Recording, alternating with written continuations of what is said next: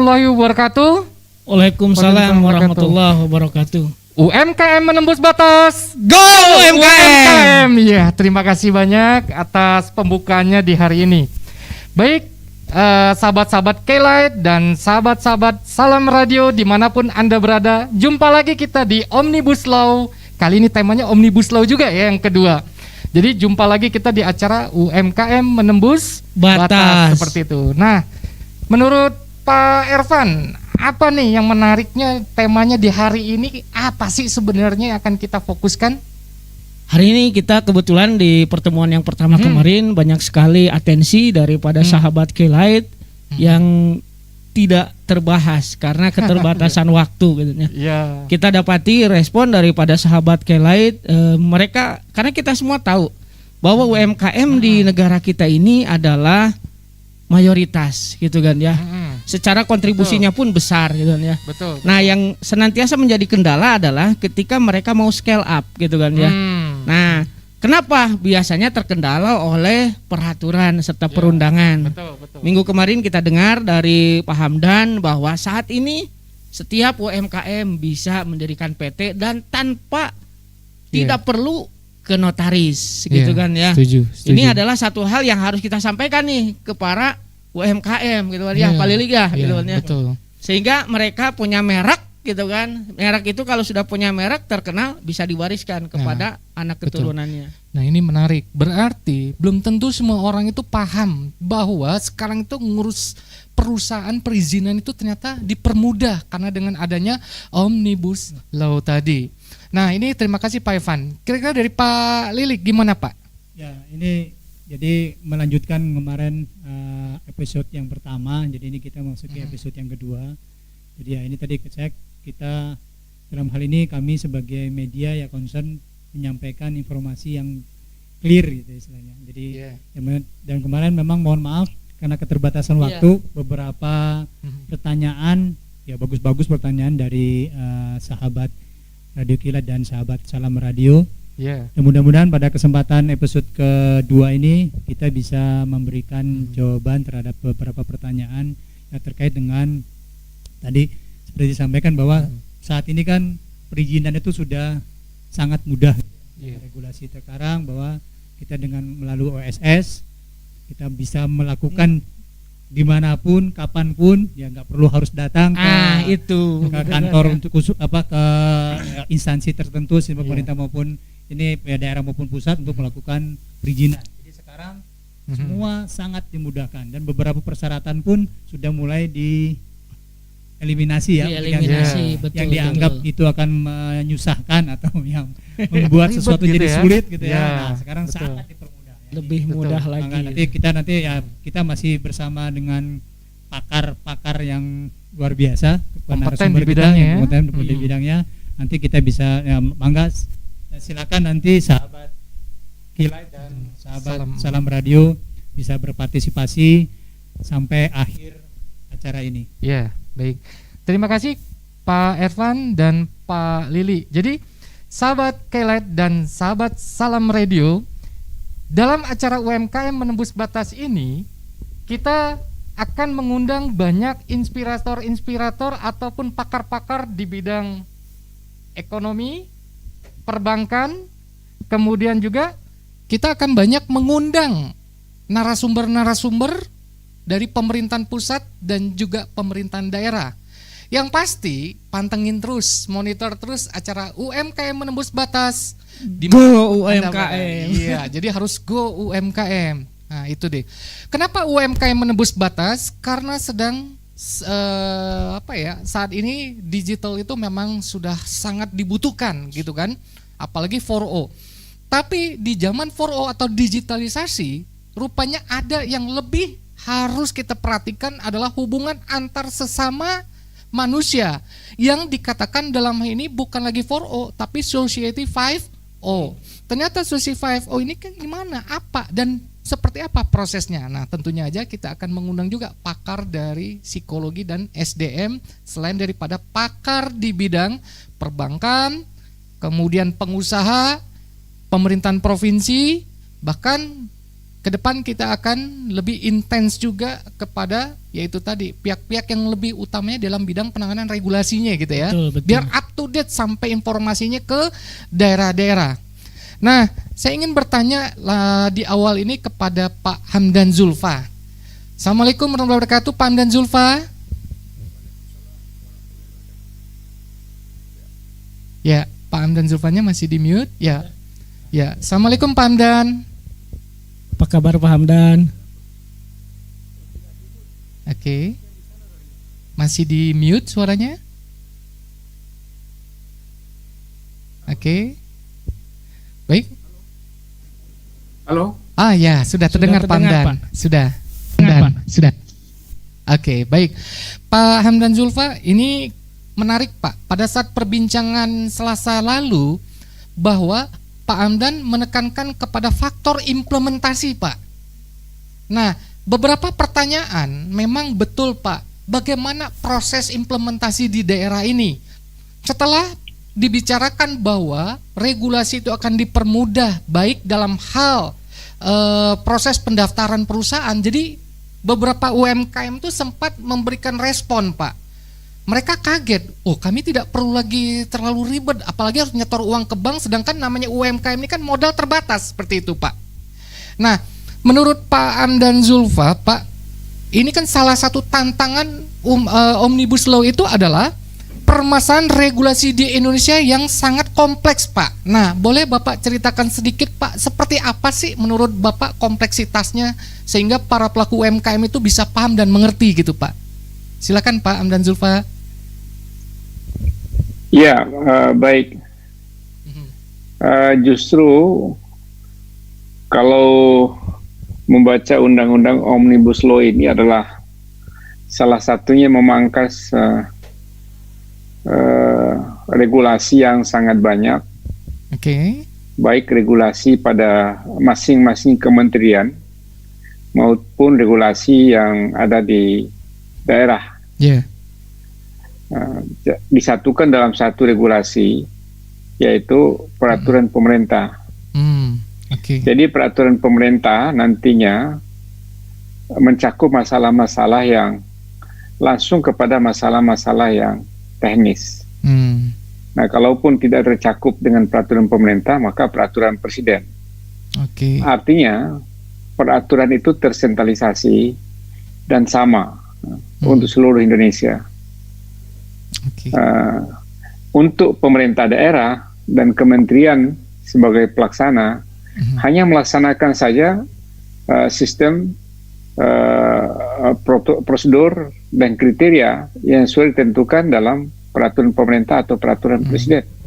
Oke. Sehingga nanti perda-perda pun, kalaupun ada, hanya pelaksanaan berdasarkan sistem prosedur dan kriteria yang sudah ditentukan oleh peraturan pemerintah atau peraturan presiden. Jadi ini yang mungkin hal yang baru ya, dalam perbaikan sistem regulasi kita. Kalau dulu itu banyak sekali peraturan menteri, ya, sehingga antara menteri yang satu dengan menteri yang lain dan juga dengan peraturan daerah, ya, sering sekali sulit di tracing gitu. Jadi banyak sekali aturannya, sehingga menyulitkan ketika datang kepada kementerian, masalah yang di pemerintah daerah, ketika datang pemerintah daerah seperti masalah yang di kementerian. Ini nanti adalah satu.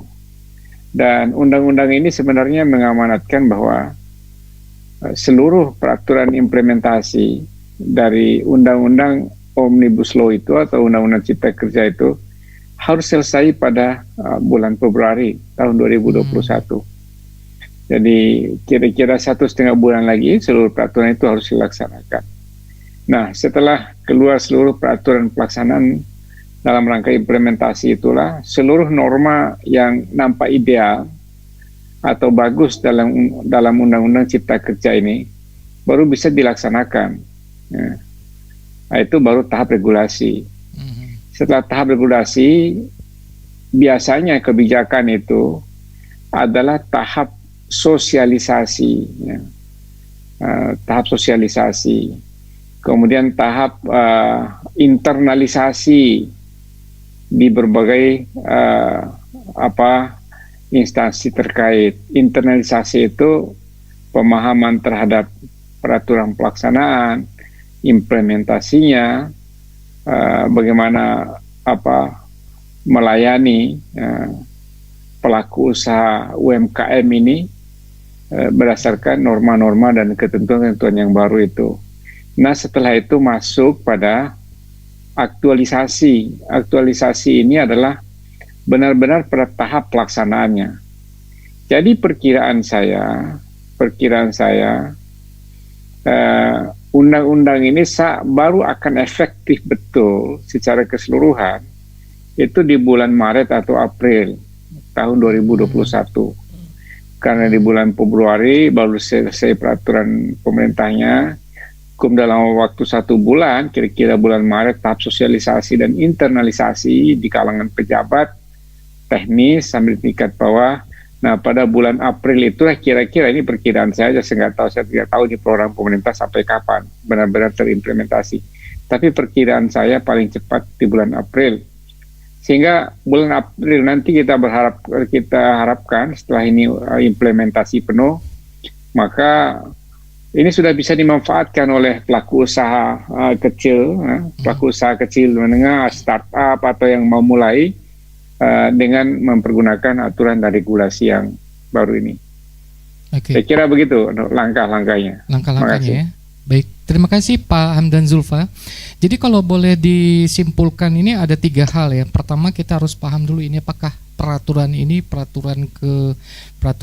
pemerintah atau mungkin lanjut ke peraturan presiden.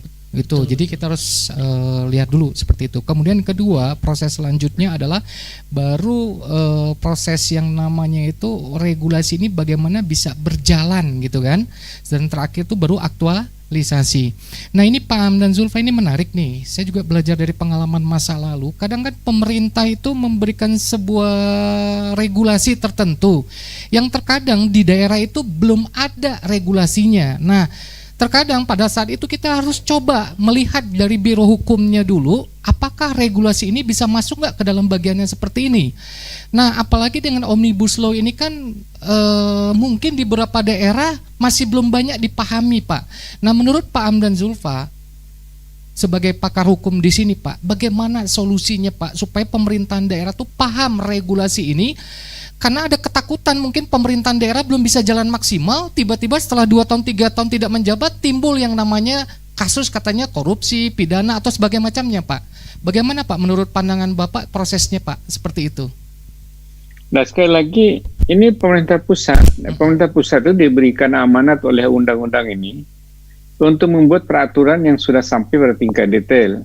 Bahkan sampai istilahnya itu NSPK ya. Norma, standar, prosedur, dan kriteria itu harus diatur di peraturan pemerintah. Ini di Undang-Undang Omnibus Law itu diwajibkan, itu urusannya pemerintah pusat. NSPK ya. Mereka menyusun apa yang disebut dengan norma, standar, prosedur dan kriteria.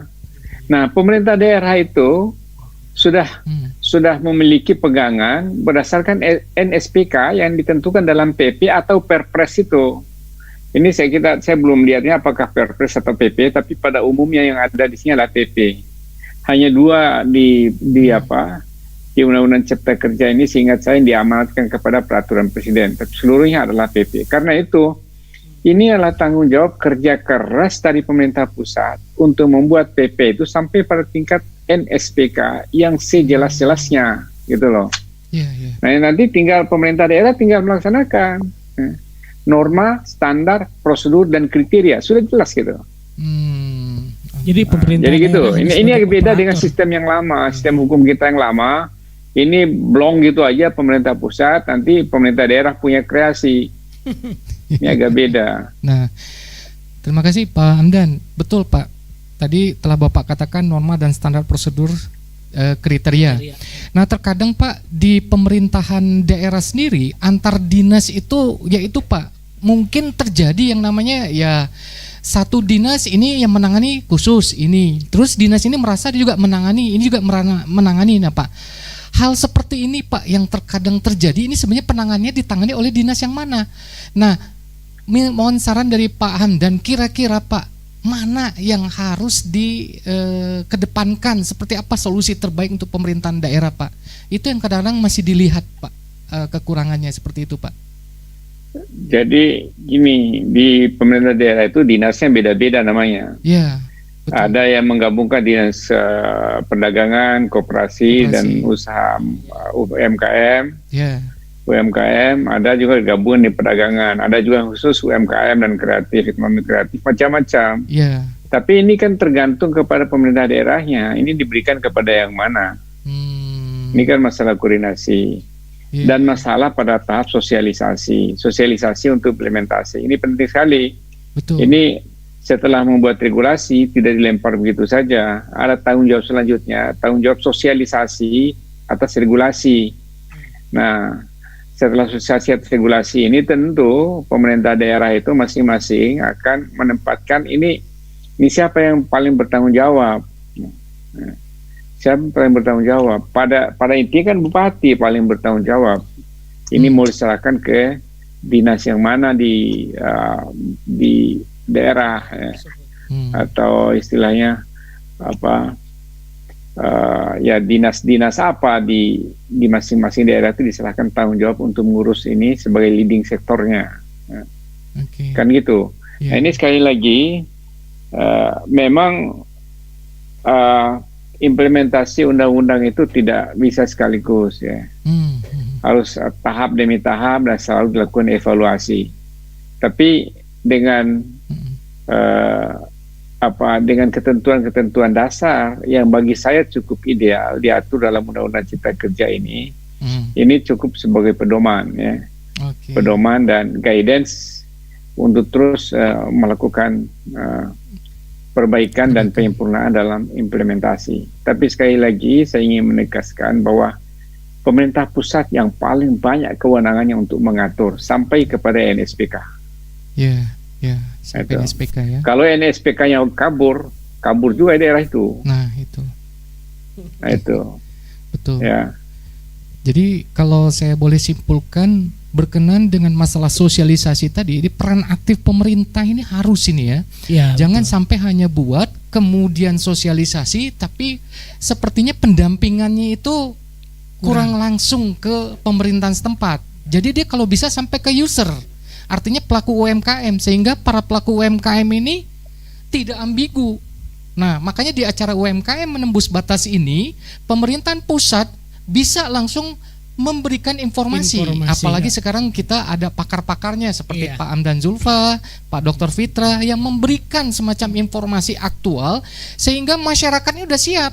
Begitu undang-undang sudah siap bulan Februari selesai, kemudian UMKM ini kan sudah paham bakalan ada yang namanya simpel dari pengurusan perusahaannya. Betul kan? Nah, bukan begitu ya sepertinya Pak Hamdan Zulfa ya? Ya betul. Oke. Baik, mungkin dari memang pemerintah juga harus memonitoring kan, sampai sejauh mana sosialisasi ini efektivitasnya seperti apa gitu kan. Ini yang selama ini mungkin masih belum secara maksimal dilakukan. Ya, betul Pak, betul. Nah, karena kalau seperti disampaikan oleh Pak Hamdan kan, karena tadi sampai NPSK itu NPKS ya, ditentukan oleh pemerintah pusat, berarti pemerintah daerah tidak membuat kebijakan yang macam-macam.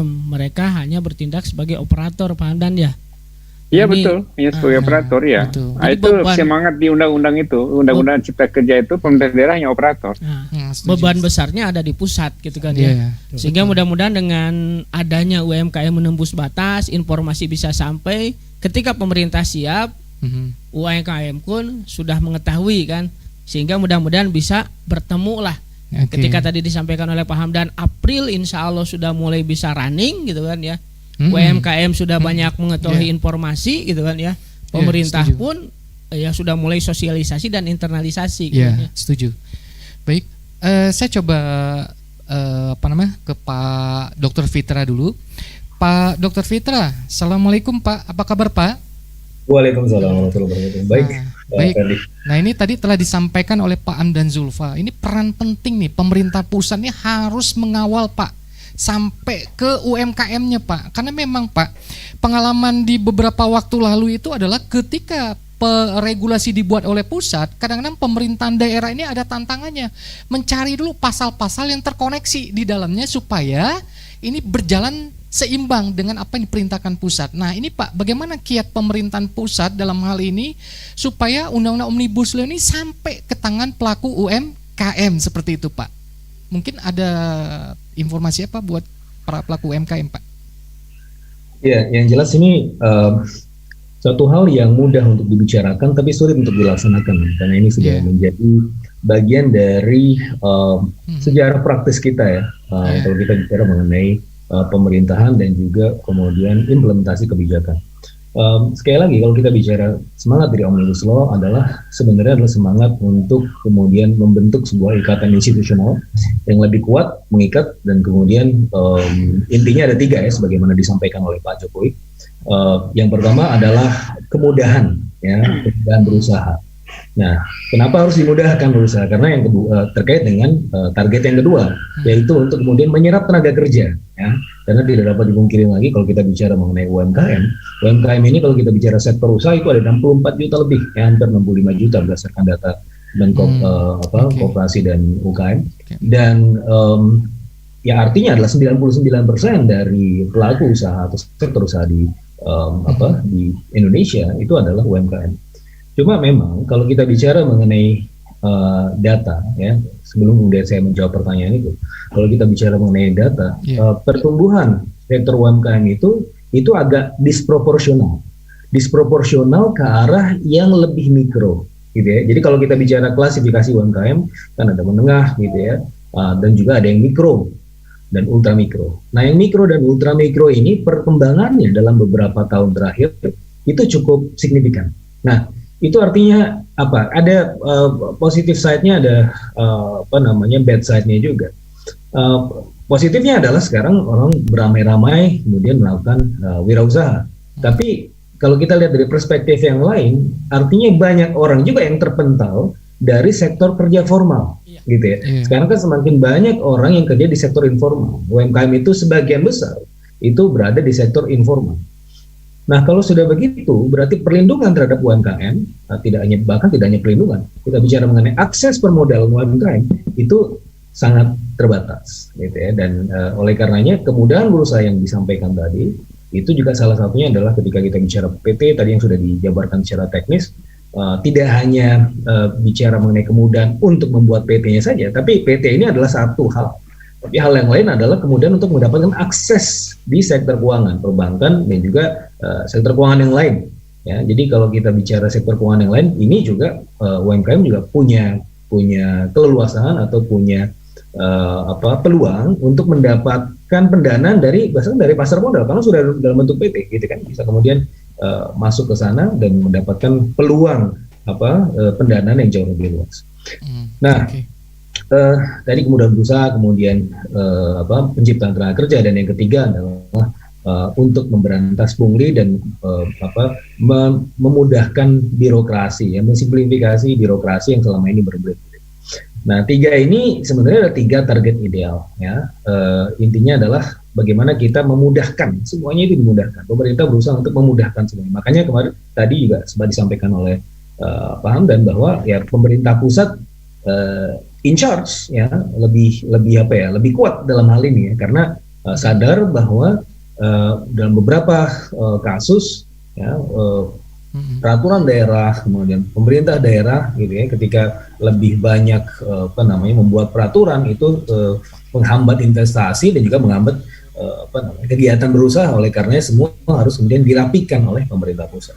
Hanya saja tantangannya adalah pemerintah pusat juga punya kapasitas yang terbatas gitu ya, tangannya juga terbatas ya. Ketika kemudian melakukan langkah-langkah tersebut ya, meskipun ideal tapi tetap saja dalam pelaksanaan itu agak rumit ya. Bagaimana kemudian mengontrol segala sesuatu di lapangan. Nah, oleh karenanya saya sepakat juga dengan Pak Hamdan bahwa kita perlu semacam tim ad hoc ya, tim kemudian penyiapan teknis ya untuk mengawal ini ya di masa-masa adaptasi awal gitu ya. Karena pelajaran di tahun 2020 ini, 2 tahun 2020 adalah pelajaran buat kita semua ya. Bagaimana kemudian ada POJK, ada kemudian ada dana PEN dan seterusnya. Tapi kalau kita lihat performa di daerah ya, kalau kita bandingkan antara performa daerah dan juga performa pusat ya, terutama dari sisi penyerapan anggaran ini dalam konteks penyerapan anggaran saya, tapi sebenarnya sama saja gitu ya dalam konsep penerapan kebijakan. Dalam konsep penyerapan anggaran di masa Covid gitu ya, kan ada adaptasi, ada kemudian perubahan-perubahan gitu. Pemerintah pusat ya sudah punya kapabilitas kayak untuk menjalankan itu. Bagaimana dengan pemerintah daerah yang unfortunately ya sayangnya kapasitasnya itu terbatas gitu ya untuk memahami peraturan undang-undangan dan seterusnya. Karena apa? Karena mereka dibayang ketakutan nih kalau misalnya salah langkah ini bisa entah itu di KPK kan atau kemudian dan seterusnya gitu kan. Takut gitu. Karena ini adalah unprecedented gitu tahun 2020. Sehingga ya pada akhirnya pemerintah pusat gitu ya melakukan pendampingan teknis kepada daerah-daerah yang lambat untuk melakukan penyerapan anggaran. Nah, skema seperti ini saya lihat juga diperlukan gitu ya dalam masa adaptasi awal Omnibus Law ini, karena sekali lagi meskipun kemudian motivasinya itu bagus gitu ya, tapi selalu ada tantangan di lapangan. Contoh lain ya, kalau kita ini UMKM, tapi saya punya contoh lain di misalnya di Kementerian Perdagangan ada FTA. Ya. Kemarin sebenarnya sempat kita bahas juga di hari Selasa minggu yang lalu, bahwa tantangan juga terbesar dari FTA ketika kita tanda tangan gitu kan, kita tanda tangan di kerjasama regional, bilateral dan seterusnya. Tantangannya bukan adalah pada saat tanda tangan. Gitu. Pada saat kita merumuskan hingga tanda tangan itu adalah satu tantangan sendiri. Tapi yang jauh lebih sulit lagi adalah ketika selepas tanda tangan itu bagaimana kemudian stakeholder atau pemangku kebijakan, pemangku kepentingan bisa memanfaatkan itu.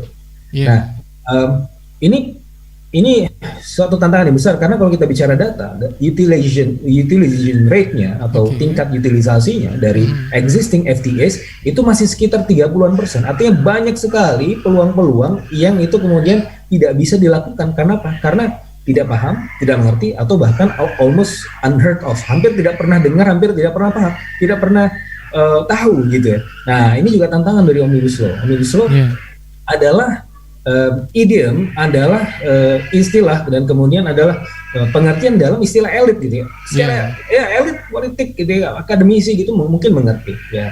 Mungkin bahkan tidak semua akademisi bisa mengerti karena ya harus membacanya dulu kan. Betul. Apalagi di level pemerintahan daerah. Nah, ini yang memang tantangan terbesarnya di situ. Nah, ini memang salah satu solusi antaranya adalah ya tadi membuat tim pendampingan teknis ya, untuk kemudian meluruskan dan mendampingi para pemerintah daerah. Dan ini sebenarnya kalau kita bicara paket kebijakan ekonomi yang kalau nggak salah nomor 15 atau nomor 16 itu juga sudah mulai diinisiasi, itu sudah mulai diperkenalkan waktu itu oleh Pak Menko adalah pendampingan teknis itu ad hoc ya, untuk kemudian melakukan pelaksanaan kebijakan dari paket kebijakan ekonomi yang ternyata banyak sekali yang implementasinya gagal di lapangan. Nah, belajar dari pengalaman itu saya rasa pemerintah juga punya metode tertentu ya supaya ini ya tidak hanya kemudian dibicarakan dan kemudian ditandatangani terus kemudian ada PP-nya, tapi bagaimana kemudian dilaksanakan di lapangan. Oleh karenanya ya sebagaimana juga yang saya sampaikan di minggu yang lalu, ini butuh partisipasi aktif juga dari masyarakat gitu ya. Karena ini kan sebenarnya adalah living ya saya bisa saya analogikan ini sebagai semacam living document atau living dynamism ya. Kalau kita bicara mengenai peraturan pemerintah dan seterusnya, yang tentunya kami harapkan bahwa ini bukan kemudian peraturan pemerintah selesai dan kemudian tidak bisa berubah lagi. Bayangan saya setelah berbicara dengan beragam pihak bahwa ini masih bisa di-adjust gitu ya seiring waktu kalau kita bisa mendapatkan partisipasi yang lebih luas dari masyarakat ya. Dan ini ya saya rasa pada akhirnya akan mencapai titik equilibrium tertentu gitu. Ketika UMKM melakukan sesuatu dan kemudian menemui masalah di situ, nah itu bisa mungkin dilaporkan ke pemerintah daerah atau pemerintah pusat dan bisa carikan solusinya sehingga bisa menjadi solusi yang lebih general ya dan memperbaiki ekosistem secara keseluruhan. Gitu. Baik. Terima kasih Pak Dr. Fitra. Ini tadi menarik yang disampaikan oleh Pak Dr. Fitra, Kang Ferdi, bahwa permasalahan UMKM tadi memang dari sisi peraturan ada kemudahan dalam membuat PT. Namun tidak berhenti sampai sana. Bagaimana biasanya terutama kan kita melihat fenomena betul sekarang banyak pengusaha yang ultra mikro. pedagang-pedagang di pinggir jalan sekarang sangat banyak sekali ya. Iya, betul. Pak Pitra ternyata sangat peka membaca bahwa ketika menjamurnya pengusaha yang ultramikro, ini mensiratkan bahwa mereka yang dulunya mungkin bekerja kemudian terkena PHK gitu kan ya. Iya, sektor informal tadi diperbanyak betul, ya. masuk sektor informal. Nah, kemudian selain si kemudahan dalam sisi tadi pembuatan undang-undang, bagaimana mereka itu juga bisa mengakses permodalan. Terutama yang menarik adalah yang mungkin nanti mudah-mudahan juga dipikirkan oleh pemerintah, permodalan yang murah yang tadi disampaikan oleh Pak Pitra, kita yang UKM ini bisa akses ke pasar modal gitu Pak ya. Nah jujur ini mungkin jarang sekali ada UMKM yang berpikir, karena ketika mereka berbicara pasar modal, saham, nampaknya itu adalah sebuah usaha yang miliaran, triliunan, sangat besar gitu kan ya. Nah saya ingin mengorek lebih dalam gitu, dalam pandangan Pak Pitra ini bagaimana gitu kan ya, sehingga UMKM ini bisa mengakses modal yang tentunya ketika mengakses ke pasar modal ini lebih murah gitu Pak, dan juga tidak terbatas, lebih besar. Boleh mungkin Pak Dr. Pitra?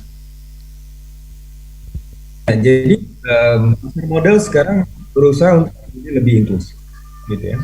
Tetapi syarat untuk kemudian mengejar inklusivitas itu adalah tentunya perusahaan itu harus bergerak di sektor formal.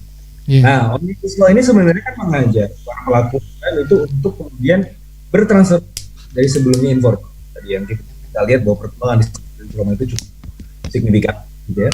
Dan melalui Omnibus Law ini kemudian berusaha membuat PT dan seterusnya, itu membuat yang sebelumnya informal menjadi formal. Dan ketika menjadi formal, akses terhadap keuangan menjadi, akses terhadap pembiayaan itu menjadi lebih mudah, ya, baik itu di perbankan maupun di pasar modal, gitu ya. Dan itu juga diiringi oleh semacam inklusivitas dari pasar modal yang selama ini kita lihat itu sangat elit, gitu ya. Tapi dalam beberapa tahun terakhir sudah kemudian dibuat kompartemen-kompartemen untuk usaha-usaha kecil dan menengah, gitu. Nah, salah satu pencetusnya adalah kalau nggak salah ketika dulu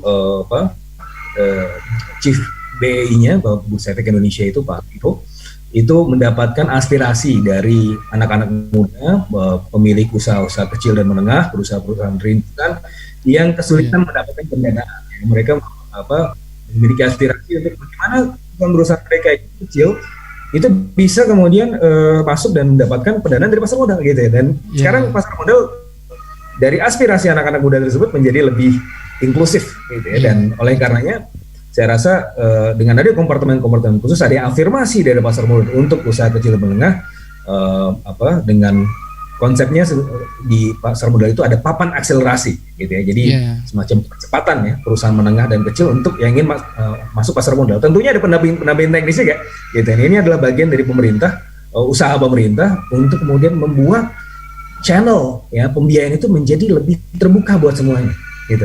Nah, kalau kenapa pemerintah melakukan ini ya? Karena ya selama ini kan kalau kita bicara UMKM cukup tertinggal, dan eksesnya adalah ketika ada ketertinggalan dari sektor UMKM ini, ketika muncul semacam pembiayaan yang sifatnya predator, gitu ya, baik itu yang sifat informal maupun formal, gitu. Informal artinya dia bisa dalam bentuk rentenir atau seterusnya yang kemudian bahkan bisa menjerat pelaku UMKM itu menjadi ke level yang jauh lebih buruk lagi kesejahteraannya. Pun juga dengan fintech yang kalau kita lihat banyak juga fintech yang dari luar negeri, terutama China, itu masuk peer to peer, gitu ya, untuk masuk mengisi celah-celah kekosongan ini, sehingga banyak sekali UMKM yang terjebak hutang yang sangat besar sekali, gitu kan. Nah, oleh karenanya ini pemerintah kan berusaha juga untuk menuntaskan permasalahan dari sisi hulu, bukan di hilirnya tapi di hulu, akses atau kemudahan pembiayaan. Nah, oleh karenanya tidak hanya pasar modal ya, perbankan itu juga kemudian sekarang menjadi lebih inklusif, gitu ya. Jadi jadi sudah ada kompartemennya tertentu di pasar modal untuk menampung aspirasi dan juga kemudian menjadi penghubung untuk para UMKM-nya. Tentu syaratnya adalah UMKM ini ya sudah harus dalam bentuk PT terlebih dahulu ya, dan menjadi untuk perusahaan yang formal. Dan itu ya suatu hal yang kemudian bisa didapatkan dengan Omnibus Law yang ini, yang terbaru. Ya, baik. Terima kasih Pak Dr. Fitra. Ini ada menarik juga. Mungkin saya coba ke Pak Dr. Hamdan Zulfa dulu ya. Pak Dr. Hamdan Zulfa, tadi terkait dengan masalah pembiayaan semua. Intinya di daerah ini para pelaku UMKM itu adalah bagaimana pemerintah bisa membantu modal usaha. Intinya seperti itu. Karena kalau regulasi seperti apa dan bagaimana, bagi mereka kan mau undang-undang atau omnibus law itu bagi mereka nggak penting. Yang penting adalah bagaimana mereka diberikan pendanaan oleh perbankan atau kemudahan-kemudahan dari para pelaku pengusaha lain ya, apalagi BUMN seperti itu. Nah, yang jadi satu pemikiran adalah mungkin keterbatasan informasi di pemerintahan daerah. Ketika omnibus law nanti disosialisasikan ke daerah-daerah, yang saya lihat tantangan selanjutnya adalah bagaimana materi ngambil keputusan ini, apakah dia bisa menentukan nggak ini undang-undang biasa atau omnibus law kayak gitu. Nah, bagaimana keterkaitannya di antara ini? Nah, ini mohon bimbingan keywordnya nih Pak. Seperti apa bagi para pemerintahan daerah? Kadang belum tentu omnibus law itu katanya bisa cocok dengan pemerintahan daerah, tapi harus dengan undang-undang biasa. Nah, ini bagaimana nih Pak? Kiat-kiat strateginya Pak? Ini perlu jelas dulu nih omnibus law ini. Jadi omnibus law ini undang-undang biasa. Bukan undang-undang lain gitu. Hanya saja cara membuatnya itu yang berbeda. Cara membuatnya itu berbagai undang-undang dibuat dalam satu undang-undang. Itu saja bedanya. Jadi undang-undang biasa bukan undang-undang aneh, bukan apa. Jadi satu undang-undang memuat bisa berpuluh-puluh undang-undang dalam satu undang-undang dengan topik tertentu. Ini topik tertentu ini adalah mengenai kemudahan berusaha dan investasi, itu intinya temanya. Masuk semua di sini. Di satu sisi apapun yang menghambat kemudahan usaha investasi dihabisi kira-kira gitu. Apapun yang memudahkan dan mempercepat investasi diakomodir di sini, kira-kira begitu ini undang-undang ini. Jadi artinya iklim investasi yang diperbaiki. Demikian juga yang berkaitan dengan UMKM. Segala peraturan yang selama ini mempersulit, bahasa Sundanya apa itu, Evan? Babaliut, apalah gitu. Babaliut.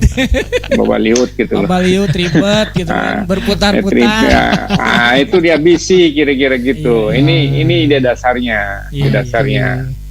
Karena itu segala aspek itu dipermudah, kira-kira itu cita-cita idealnya.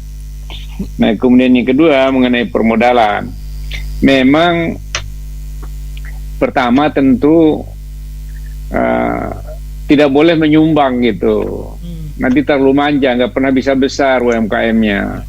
Udah, bantuan pemerintah itu adalah kemudahan-kemudahan dalam memberikan pinjaman gitu. Daripada mereka memang murah pemerintah itu, tapi sulitnya minta ampun, kan itu persoalan yang dihadapi. Makanya dari mereka ngambil jalan pintas kepada rentenir lebih cepat. Walaupun di bunga dibayar per hari dihitung tahun jadi sangat tinggi, bisa di atas 20-30%. Karena mudah gitu loh. Nah, kesulitan inilah yang hendak diberantas. Cita-citanya dia sekali lagi, mudah-mudahan ini serius dilaksanakan. Itu aja ini. Saya ini bukan pemerintah, tapi saya sebagai pelaku UMKM yang koordinir pelaku UMKM, ini seriuslah menata ini. Udah benar undang-undangnya nih. Tapi ke bawahnya itu seriuslah gitu. Bahwa ada dijanjikan di sana, pokoknya kalau usaha besar di suatu tempat tidak boleh membuat produksi sampai ke masalah yang kecil-kecil. Biarlah yang kecil-kecil itu dilakukan oleh UMKM, dibantu permodalannya. Mereka tinggal dibiayain sehingga UMKM itu jadi supplier. Nah, ini kan model kemitraannya. Jadi perusahaan besar yang membantu permodalan, tapi hasil produksinya diberikan kepada pabrik. Misalnya gini, misalnya pabrik mobil. Pabrik mobil kan banyak sekali bengkel-bengkel daerah itu, untuk membuat hal yang kecil udah kasih aja UMKM itu, dan bantu permodalannya. Habis itu disuplai ke perusahaan besar. Dan ketentuan yang mewajibkan permodalan perusahaan besar ini harus ada sanksinya atau apa? sanksinya atau pemberian insentifnya. Kompensasinya ya. Kalau dia memberikan modal, apa insentifnya kepada perusahaan besar ini? Atau kalau dia tidak mau memberikan modal, apa sanksinya, kan gitu. betul. Kalau tidak, ini cerita mati nih undang-undang ini. Iya. Ini ngarang aja ini. Karena itu ini penting. Iya.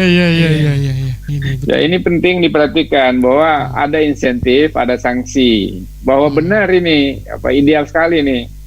Perusahaan besar, pemerintah pusat dan pemerintah daerah membantu permodalan. Bantu gimana? Gitu loh.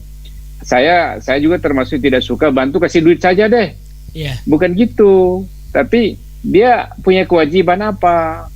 Gitu. Tapi dipermudah dalam mendapatkan pinjaman itu sebenarnya yang dibutuhkan. Kalau mudah itu kan gampang. Sekarang bunga pemerintah dikeluarkan kan rendah sekali bunganya sebenarnya. Tapi sampai ke tingkat bawah yang dapat itu misalnya para rentenir dapat bunga rendah dari bank pemerintah, dari bank, dari negara, dicaloin lagi. Kan gitu. Jadi hal-hal ini yang harus diberantas dengan adanya cita-cita undang-undang cipta kerja ini.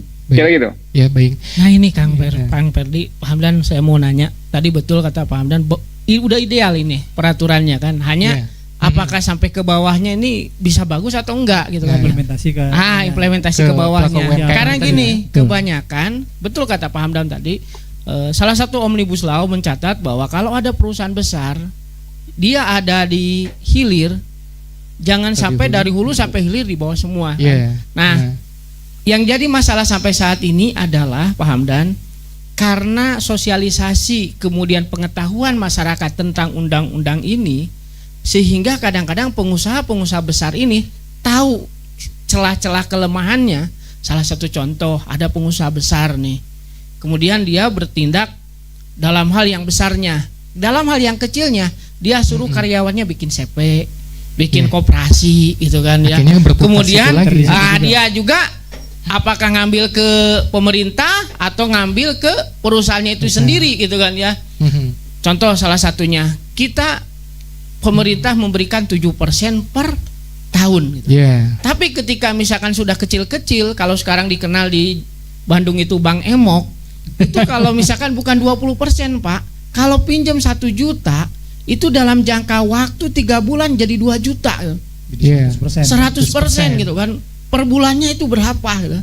Ini kenapa mereka ke sana? Ya tadi gitu kan ya. Kalau pemerintah murah tapi tidak mudah gitu kan ya. Nah, yang ingin saya sampaikan Pak, ini kira-kira nih peran kita gitu kan di Kelait, kemudian di Syarikat Islam dan berbagai elemen masyarakat, bagaimana ini supaya masyarakat ini bisa paham gitu kan ya tentang kebaikan-kebaikan Omnibus Law ini sampai hal-hal yang lebih detail, sehingga mereka bisa mengambil peluang, bisa mengambil manfaat dari keinginan pemerintah ini, Pak. Ya, jadi itulah sekali lagi pentingnya konsistensi pemerintah dalam menjalankan kemauan baiknya ini ya dalam undang-undang ini. Jadi persoalan di undang-undang itu memang selalu pada selain masalah regulasi juga masalah implementasi. Karena itu memang kalau ada misalnya yang memanfaatkan fasilitas pinjaman UMKM, setelah mendapatkan fasilitas pinjaman kemudian dipinjamkan lagi ya kepada UMKM dengan bunga yang lebih tinggi. Nah, ini harus dikasih sanksi pidana yang ginian. Ini namanya memakan hak orang gitu loh. Betul. Jadi sama aja korupsi itu, memakan hak orang. Jadi ini kan banyak terjadi juga. Karena itu sosialisasi, pendampingan itu menjadi penting bagi pelaku UMKM ini. Dan ini saya sedikit ya, ini di khusus mengenai PT UMKM. PT UMKM itu dibutuhkan 5 peraturan pemerintah. Itu di Undang-Undang PT ya. Nah, ini pasal 53A, 5A4, 53B, 5 itu hampir semua di peraturan pemerintah. Karena itu ini saya katakan tadi dan dari kemarin, kalau peraturan pemerintahnya ini terlambat, ini tidak efektif ini undang-undang. Karena itu harus cepat. Karena ada 5 peraturan pemerintah khusus untuk PT UMKM. Ada 5 yang harus diselesaikan.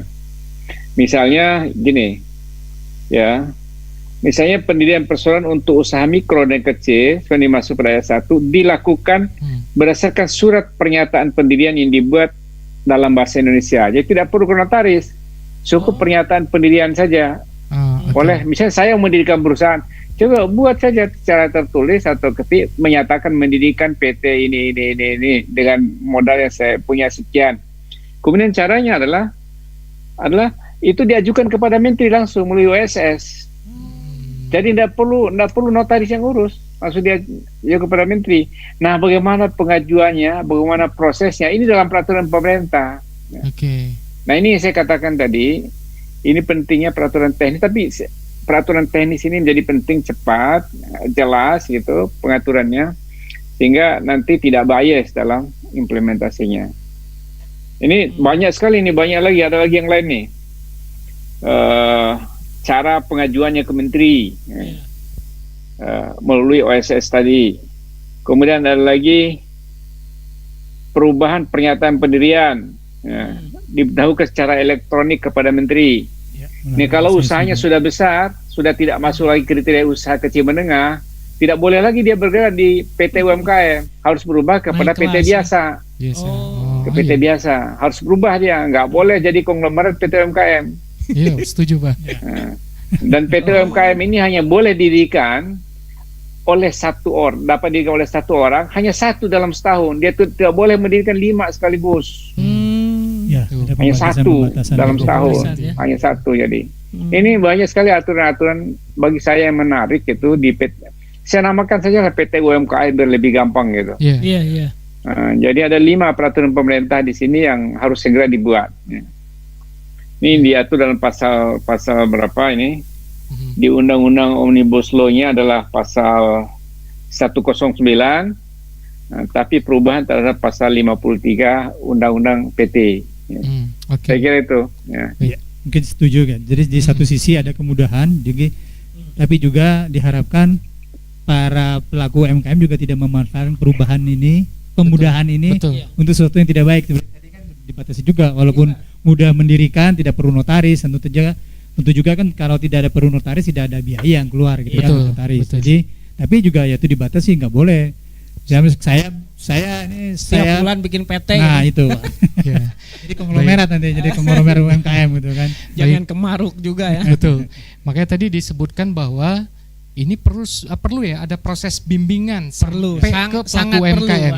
Nah ini saya ingin bertanya kembali kepada Dr. Fitra, Bapak Dr. Fitra. Jadi begini Pak, saya pernah mendengar ketika seorang pelaku UMKM mengajukan pendanaan kepada perbankan dan ada yang namanya informasi begini, oh ini belum bankable. Nah ini kan keterkaitan dengan Undang-Undang Omnibus Law, apakah regulasi ini akan berubah Pak? Karena kasihan juga kan. Kalau lihat dari hasil produksi, penjualan itu bagus. Bahkan saya juga ada menangani UMKM, dia tuh ekspor. Tapi ekspor kecil-kecilan gitu kan. Nah yang menariknya ketika pengen mengajukan tambahan dana, tiba-tiba ada informasi belum bankable. Dan perbankan juga mungkin ada ketakutan dalam hal ini, belum bankable, dasar regulasinya apa untuk memberikan pinjaman. Nah ini bagaimana nih Pak Dr. Fitra, apakah dalam Omnibus Law ini mengakomodir hal ini Pak? Omnibus Law itu adalah satu hal, dia adalah tools saja begitu ya. Tetapi kalau kita bicara mengenai ekosistem di sektor keuangan, sektor keuangan itu terutama perbankan adalah yang paling ketat regulasinya. Kenapa? Karena untuk menghindari resiko sistemik ya. Tetapi kalau dilihat dari pelajaran ya teman-teman di pelaku usaha kecil dan menengah gitu ya, kalau dibandingkan dengan di industri besar, teman-teman di usaha kecil dan menengah ini jauh lebih taat ya dan cara ngemplang gitu ya. Buktinya apa? Buktinya kalau kita bicara sekarang BRI, pembiayaan terbesarnya adalah ke sektor usaha kecil dan menengah. Dan BRI bahkan menjadi bank terbesar di Indonesia ya. karena itu, dan sekarang sudah banyak perbankan yang mencoba untuk mencari ceruk pasar itu. Jadi ini adalah market mechanism aja gitu ya. Dulu memang sulit gitu ya, tapi sekarang saya rasa perbankan juga sudah melihat celah itu, bahwa UMKM itu adalah yang akan memberikan fondasi profit mereka di masa depan juga. Karena apa? Karena ya ketaatan bayar tersebut ya dibandingkan dengan pelaku di industri besar. Tetapi tetap saja untuk mencapai itu harus ada peningkatan kapasitas ya.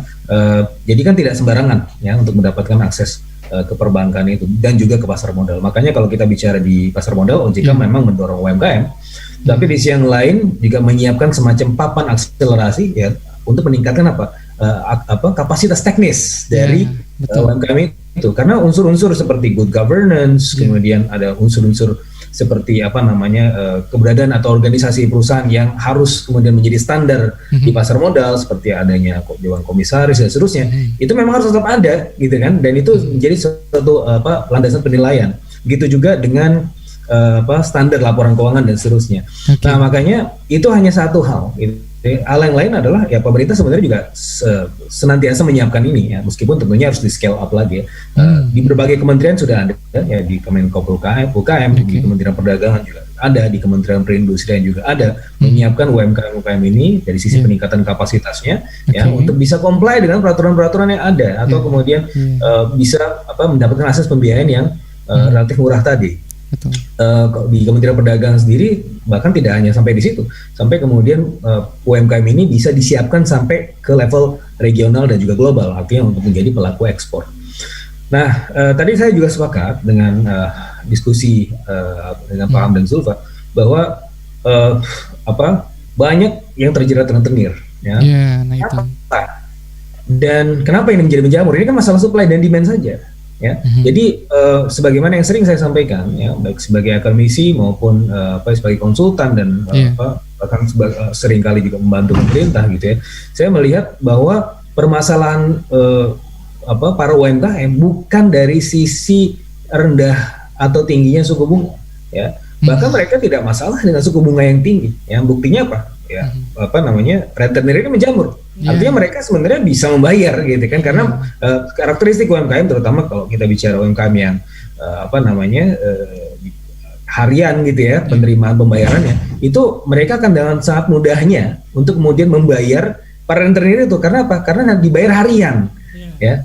Meskipun kalau dilihat dari sisi suku bunganya itu tinggi sekali. Ya, kalau kita rata-ratakan dalam sebulan ya bisa sampai 50% atau bahkan ada yang bisa sampai 100%. Tapi mereka bisa comply dengan itu. Kenapa? Ya karena ya mudah gitu ya, dan tidak masalah juga bagi mereka suku bunga tinggi asal kemudian mudah untuk didapatkan. Nah, ini menjadi PR tantangan terbesar juga untuk pemerintah gitu ya. Setiap kali ini dulu saya juga pernah kemudian melakukan studi tentang kredit program gitu, kenapa kredit program ini gagal, bagaimana kemudian perbankan atau afirmasi perbankan untuk memberikan kredit murah kepada para UMKM, afirmasi itu kemudian juga tidak berjalan dengan baik. Kenapa? Karena permasalahan bukan di situ, bukan di suku bunganya, tapi aksesnya gitu ya. Dan maka ini yang kemudian harus diperluas. Maka pemerintah juga harus aware, dan dalam hal ini perbankan, terutama perbankan yang BUMN gitu ya, himbara, ya, merupakan bentuk kuasi fiskal pemerintah, ya, perpanjangan tangan dari pemerintah menjadi agen pembangunan juga. Ini harus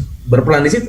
Dan ini bukan merupakan bisnis yang buruk juga untuk perbankan. Buktinya tadi seperti saya sampaikan, BRI sekarang menjadi salah satu bank terbesar di Indonesia karena itu gitu. Jadi biarkan saja ini berjalan sesuai dengan perkembangannya, dan pasti akan menemui titik equilibrium tertentu. Tapi kita kan harus punya pijakan yang kokoh. Nah, pijakan yang kokoh itu kemudian dinantikan dan diharapkan dengan keberadaan Omnibus Law ini ya, meskipun tentunya tantangannya cukup besar.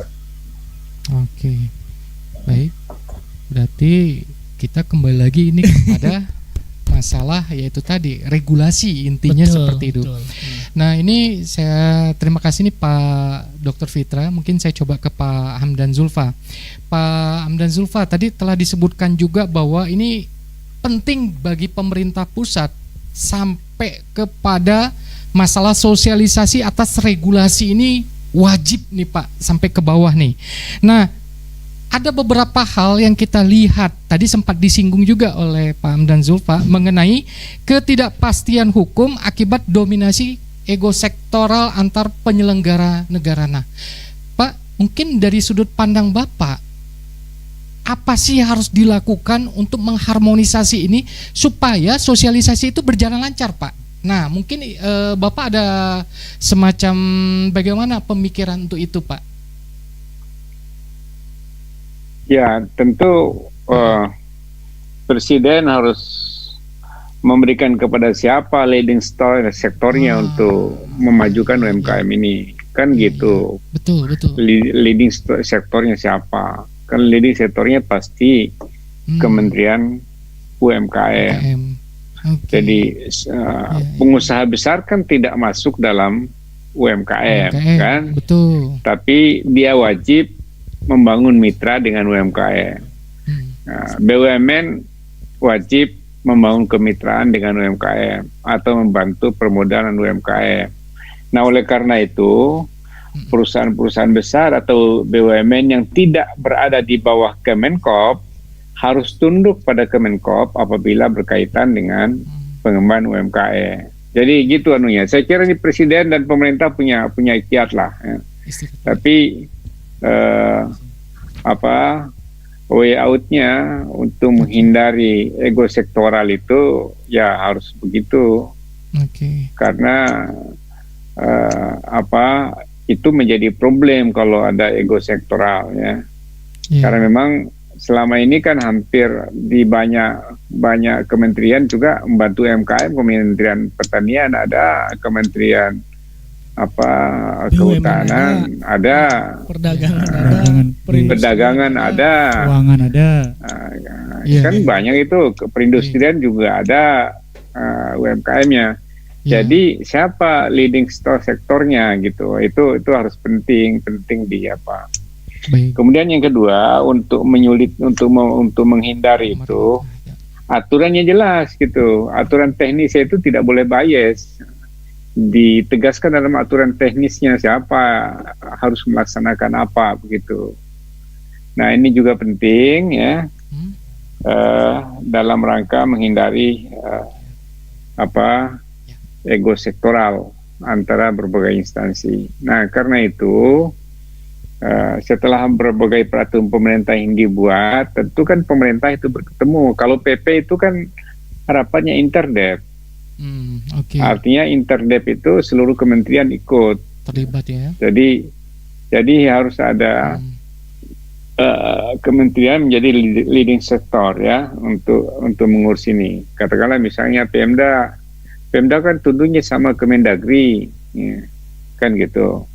Lalu bagaimana dengan Kemenkop? Nah ini semua perlu ditata karena banyak aspek yang memang bagus dalam cita-cita ideal pengaturan, tapi dalam implementasinya seringkali masalah-masalah teknis seperti itu. Kira gitu. Ya. Baik, terima kasih Pak Hamdan Zulfa dan Pak Dr. Fitra. Kalau saya simpulkan dari apa yang dibicarakan barusan, berarti memang Presiden ini harus terus mengawal. Kemudian juga seluruh kementerian ini harus berkolaborasi, jangan sampai nanti di level yang bawah ini mereka jadi kebingungan gitu kan. Makanya dibutuhkan yang namanya sosialisasi itu bukan hanya sebatas hanya buat regulasinya aja, tapi bagaimana menjalankan prosesnya. Sosialisasi sampai terbawah. Jadi outputnya adalah para pelaku UMKM itu sudah mudah, tidak lagi berpikir bagaimana mengelola regulasi supaya dia tidak dikatakan tidak bankable kayak gitu kan. Nah, seperti itu. Baik, Pak Dr. Fitra dan Pak Dr. Hamdan, terima kasih. Kita akan istirahat sejenak, Pak, 10 menit. Saya pamit ya, saya ada acara lagi ya. Baik Pak. Saya minta maaf, saya sudah ditunggu ya. Baik Pak Dr. Hamdan. Sini aja mungkin ya. Pak Dr. Hamdan, terima kasih atas partisipasinya Pak. Semoga Bapak diberikan rezeki, keberkahan Pak. Sehat selalu ya Pak. Sehat selalu Pak. Amin, makasih. Sehat Pak Hamdan, terima kasih banyak Pak Hamdan. Terima kasih. Assalamualaikum. Waalaikumsalam warahmatullahi wabarakatuh. Baik Pak Dr. Fitra, kita istirahat sejenak dulu ya Pak. Oke. Baik, terima kasih.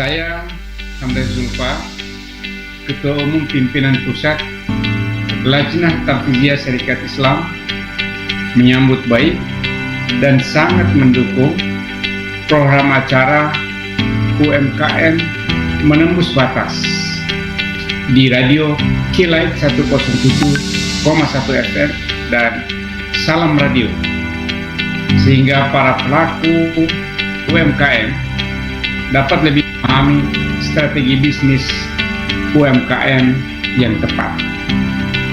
Harapan saya ke depan, program UMKM Menembus Batas mampu menjadi kartu pengaman perekonomian nasional serta menjadi dinamisator pertumbuhan ekonomi sesuai Undang-Undang Nomor 20 Tahun 2008. Meningkatkan kesejahteraan perekonomian bagi para pelaku UMKM dan menciptakan peluang kerja bagi para pelaku UMKM sehingga membantu upaya mengurangi pengangguran. Maju terus UMKM Indonesia.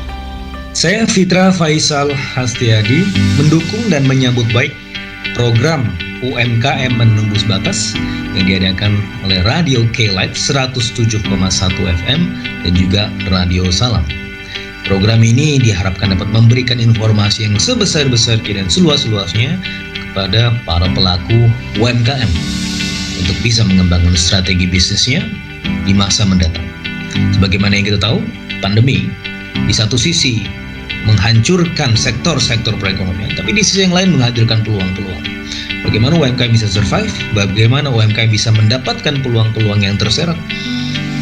Acara UMKM Menembus Batas ini memberikan platform kolaborasi yang dapat kemudian menggenjot aktivitas bisnis UMKM selama pandemi dan juga setelah pandemi. UMKM Menembus Batas, sebagaimana namanya, ini juga memungkinkan adanya kolaborasi antara pemangku kepentingan, antara pemerintah, antara pelaku UMKM dengan pihak kampus dan juga masyarakat secara umum. Ini menjadi kolaborasi dan jembatan komunikasi sehingga ke depan target-target atau pencapaian-pencapaian baik dari sisi mikro maupun makro bisa tercapai. Assalamualaikum warahmatullahi wabarakatuh. Saya Lili Laksono, Direktur Radio Keylight 107.1 FM Inspiration and Solution. Program acara UMKM Menembus Batas sebagai bukti keterlibatan media radio dalam mendukung program pemerintah untuk menyatukan strategi pemerintah sebagai regulator dan UMKM sebagai pelaku bisnis. Dengan adanya program UMKM Menembus Batas, diharapkan Radio Keylight menjadi jembatan untuk meningkatkan produktivitas dan membuka peluang UMKM dalam membantu pertumbuhan ekonomi nasional. Mari kita sama-sama menyatukan suara dan langkah menuju Indonesia yang lebih baik. Terima kasih. Wassalamualaikum warahmatullahi wabarakatuh.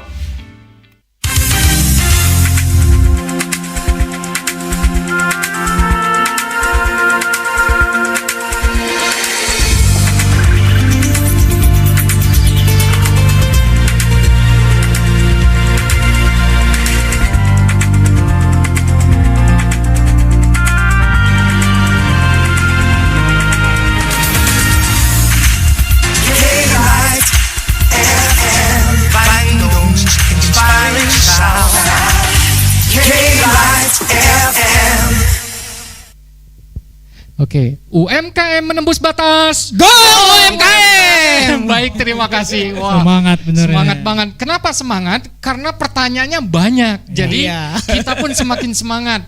Bersyukur buat sahabat Keylight dan juga sahabat Salam Radio.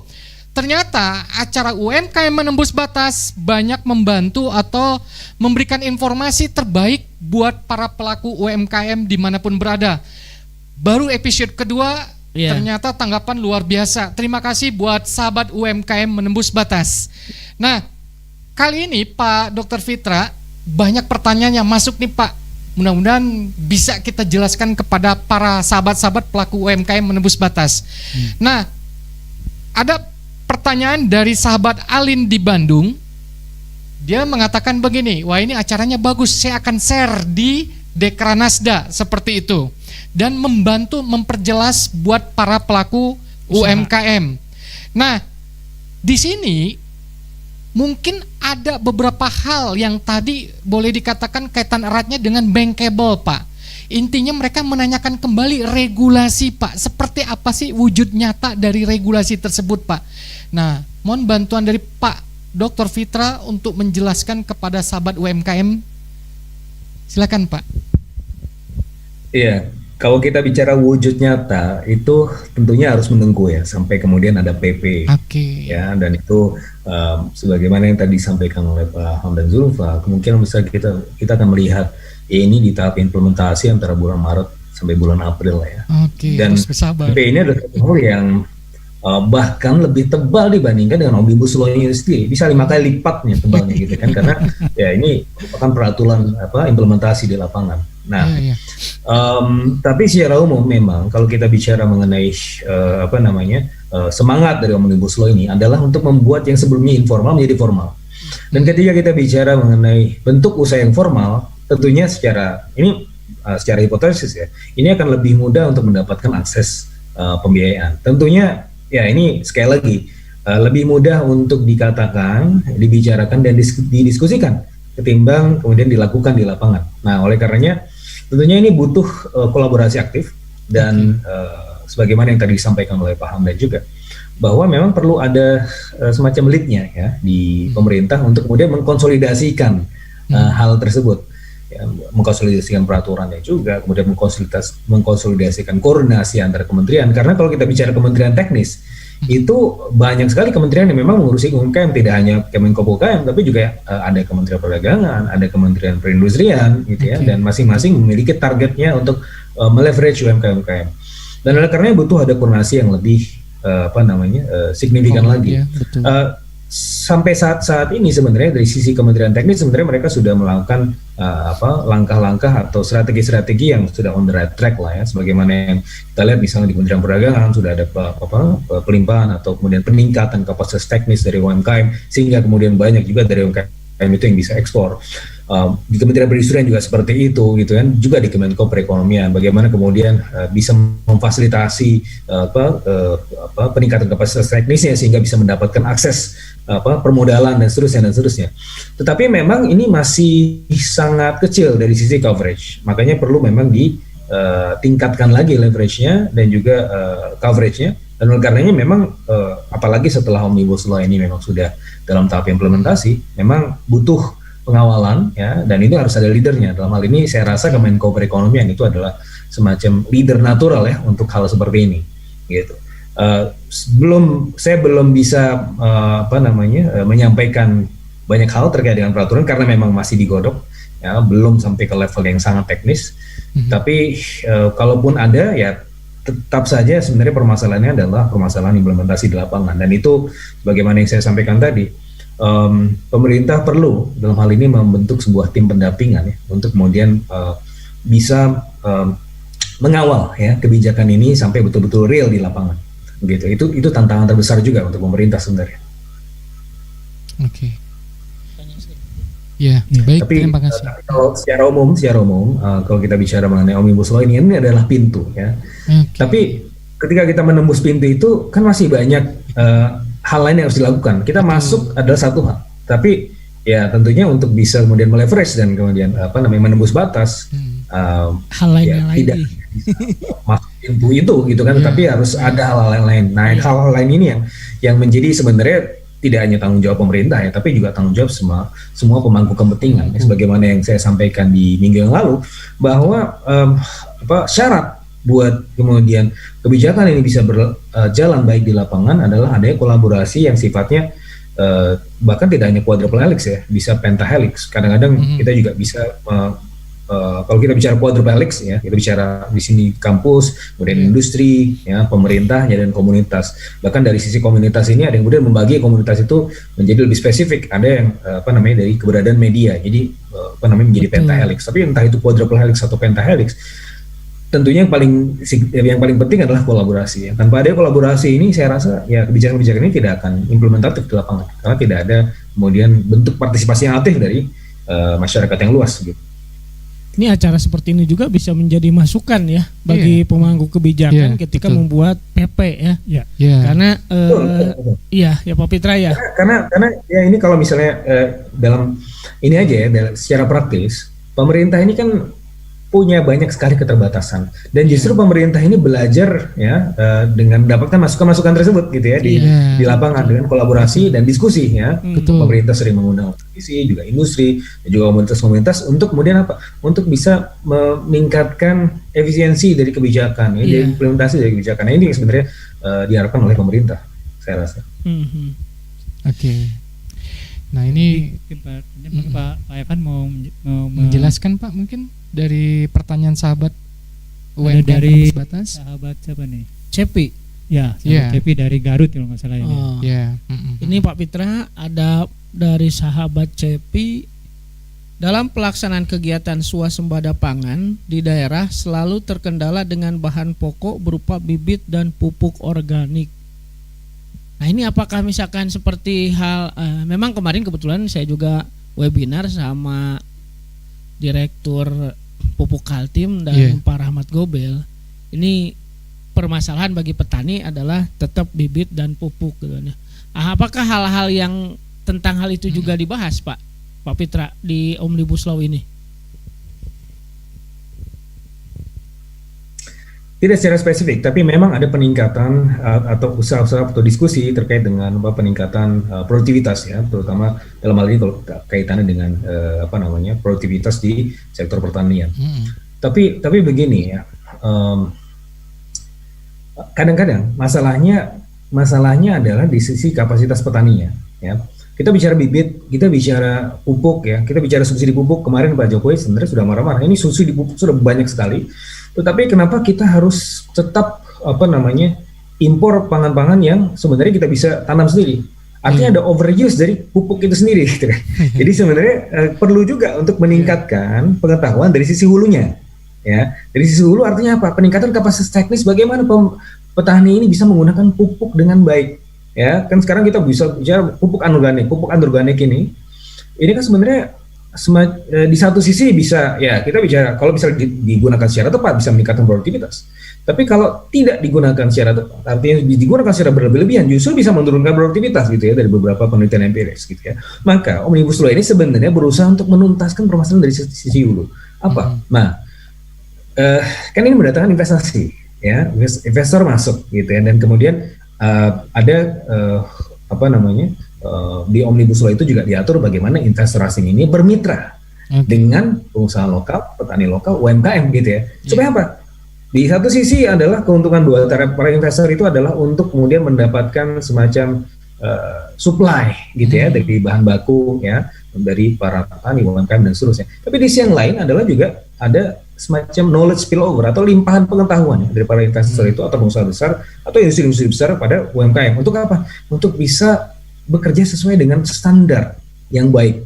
Ya, sehingga ya ini yang berusaha dituntaskan, peningkatan kapasitas teknis dari sisi hulu, gitu ya. Jadi kalau enggak, ya permasalahannya akan berulang di situ-situ aja. Kita perlu subsidi pupuk. Ya, subsidi pupuk harus ditingkatkan, bibit kemudian harus diimpor segala macam karena tidak cukup di dalam negeri dan seterusnya. Sehingga apa? Sehingga itu pada akhirnya memperbesar trade deficit, ya, dan kemudian bisa membuat APBN boncos gitu ya, karena ya biar bagaimanapun subsidi itu membuat beban tertentu buat APBN. Sehingga yang paling penting dari sini adalah peningkatan kapasitas teknis di mana? Di sisi hulu. Nah, keadaan kemitraan antara pengusaha besar dan juga pengusaha kecil itu sebenarnya menjanjikan pelimpahan kapasitas teknis tersebut ya, sehingga tentunya tidak akan selesai di jangka pendek, tapi saya melihat bahwa ada kemungkinan atau potensi supaya permasalahan-permasalahan seperti ini bisa tuntas di jangka menengah dan juga jangka panjang gitu ya, sehingga ada peningkatan produktivitas. Kalau sudah ada peningkatan produktivitas artinya apa?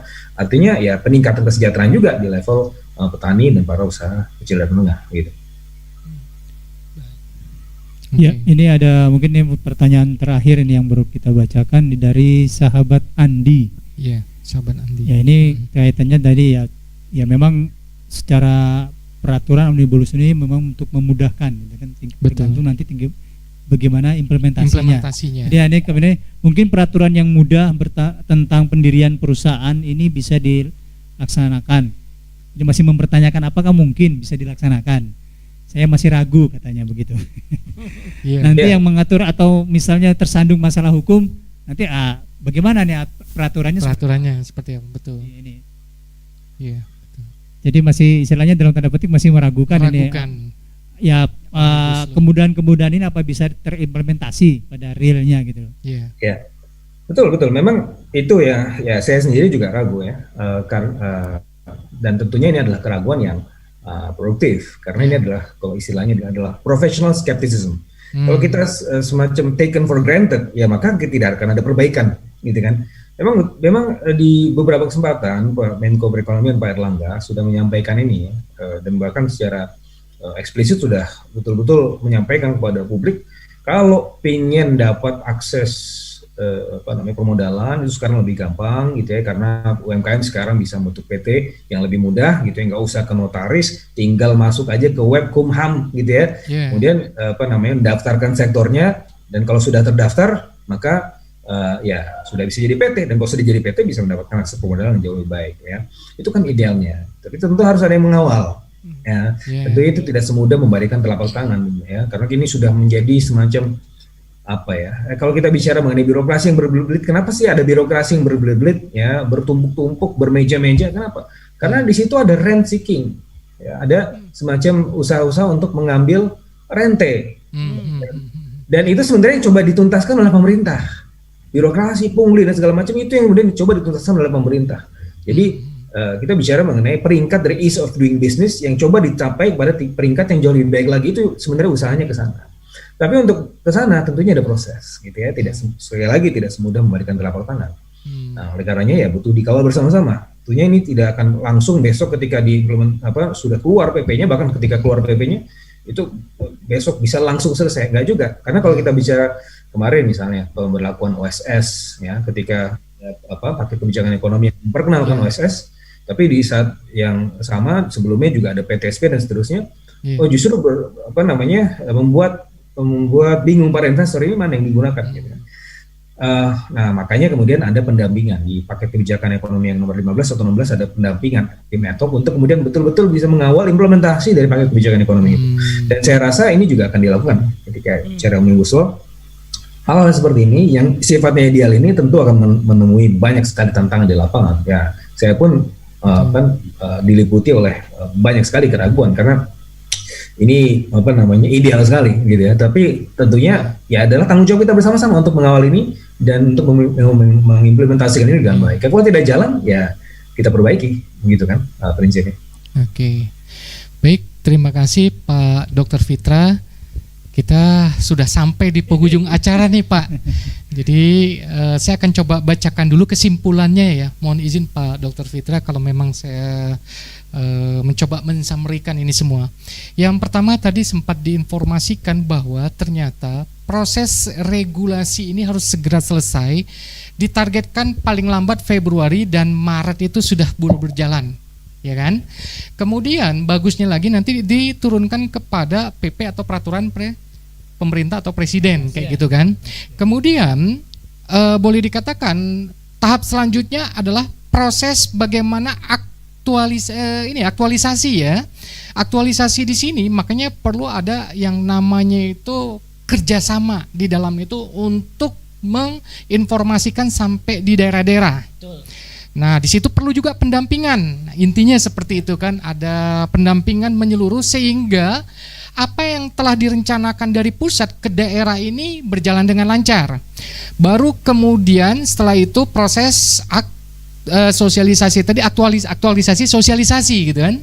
Sosialisasi. Nah, sosialisasi inilah yang boleh dikatakan bagaimana proses sosialisasi regulasi ini sangat penting biar para pelaku UMKM dan masyarakat ini paham sebenarnya regulasi dari Omnibus Law untuk mengatur para pelaku UMKM itu bukan mempersulit tapi mempermudah sehingga para pelaku UMKM dapat langsung mengakses dari segi mulai dari produksi sampai ke keuangannya seperti itu. Betul. Dan tentunya saja ada undang-undang regulasi yang menaungi dalam hal ini sehingga para pelaku UMKM tidak perlu khawatir terhadap ini semua.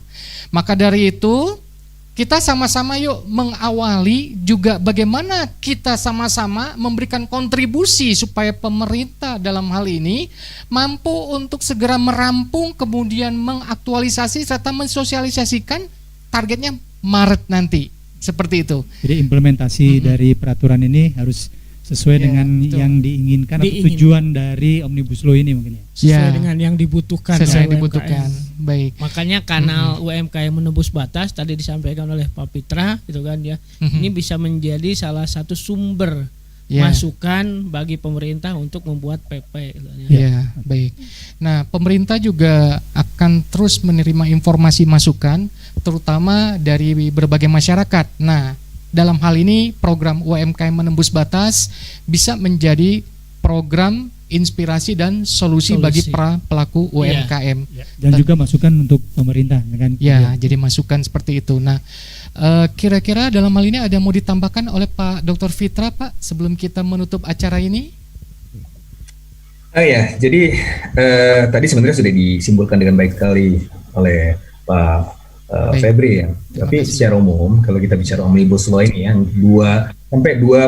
dua minggu yang kita diskusikan ya berturut, karena memang ini penting sekali. Dan ini menjadi bagian dari tanggung jawab publik kita ya untuk kemudian mendiseminasikan hal ini yang merupakan bagian tadi dalam bentuk quadruple dan juga pentahelix itu.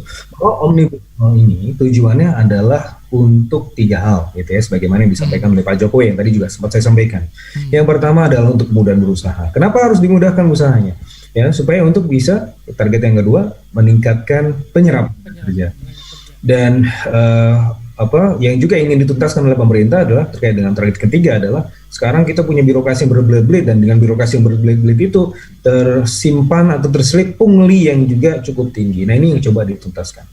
Kenapa ini menjadi penting? Karena sebagaimana yang sempat kita sampaikan di yang lalu, bahwa kita ingin keluar dari jebakan pendapatan menengah, ya, middle income trap, gitu ya. Kita ingin menjadi orang-orang yang kaya gitu semuanya kan. Jadi UMKM ini adalah salah satu cara untuk kemudian meleverage ya income per capita masyarakat Indonesia pada umumnya. Karena apa? 99% dari sektor usaha berada di UMKM, 65 juta UMKM itu.